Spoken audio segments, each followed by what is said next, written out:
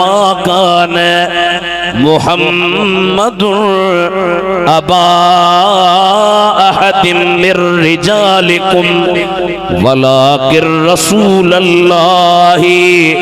व खातमन नबिय्यीन व कानल्लाहु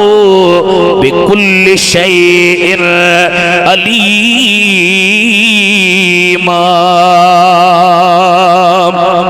मिठो मोहम्मद करीम तहाजी मर्दन मां के जो अपना ही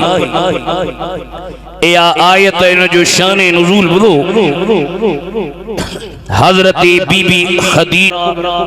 सरकार जी पहरी घरवारिया अदा नबी जूं घरवारियों असां जूं मारू हन तई भी जो नबी जूं घरवारियों जोर सां चओ नबी जूं घरवारियों असां जूं अमड़ियूं हन। उन अम्मा उम्मुल मोमिनीन हजरत ज़ैद बिन हारिस खे गुलाम थी करे मक्के में आयो खरीद करे मदीने जे साईं के हिब्बे में दिनई तोहफे में दिनई गुलाम हो अल्लाह ताला जा हबीब करीम उन सा प्यार सा पेशींदा अखलाक सा पेशींदा सुहणे तरीके सा पेशींदा उन मोहब्बत ही प्यार में हो रहंदो हो। पो हिकड़े दफे शाम मुल्क दे तिजारत जे सिलसिले में वींदे पंहिंजे ॻोठ खां जो लंघियो उन जे माइटन हजरत ज़ैद के सुञाणे वरतो सुञातो अवा हे तसां जो छोकरो आ हे त गुलाम आहे कोन हिन के गुलाम बनायो वियो आ त हजरत ज़ैद जो पी चाचो माइट मदीने जे साईं जे दरबार में आया हबीब इहो तुंहिंजो जेको गुलाम ज़ैद आ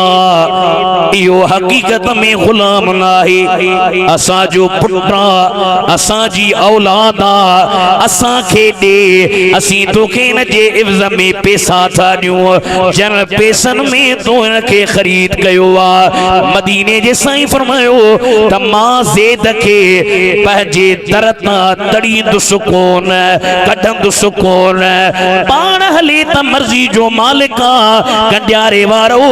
हजरत ज़ैद वट पी आयो चाचो आयो माइट आया ओ ज़ैद मिठे मोहम्मद चयो आ जेकर ज़ैद हलण चाहे त ज़ैद खे इजाज़त आ वाड़े वाह हजरत ज़ैद जे तो मदीने जा मीर मुखे ॿियनि जे आसरे न छॾ तुंहिंजे दर ते मां वॾो थियो आहियां तुंहिंजे दर ते मां निपनियो आहियां तुंहिंजे दर जी गुलामी ॾिनी अथमि हाणे तुंहिंजे दर खां सवा ॿिए दर ते वञण ठहे नथो। जरा ज़ैद जी इहा मोहब्बत इश्क प्यार उल्फत नीह मदीने जे मीर ॾिठो अल्लाह ताला जे हबीब ऐलान कयो त ज़ैद मुंहिंजो पुट्र माना महबूबन खे पंहिंजो पुट्रेलो बनायो मुतबन्ना बनायो पंहिंजे औलाद वांगुर उन खे बनायो। अल्लाह ताला कुरान करीम नाज़िल करे चयो वमा जअल अदियाकुम अबनाअकुम ज़ालिकुम कौलुकुम बिअफ़वाहिकुम ए जेके तव्हां जा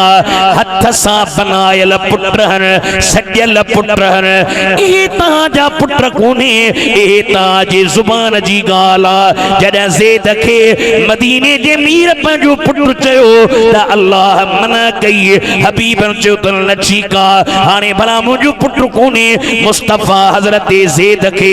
पंहिंजी फुफाट सां शादी कराई उन जो नालो हज़रत ज़ैनब हो शादी जो थी पाण में ज़ाल मुड़स ॿिन्ही जी अणबणत थी वई ठहिया कोन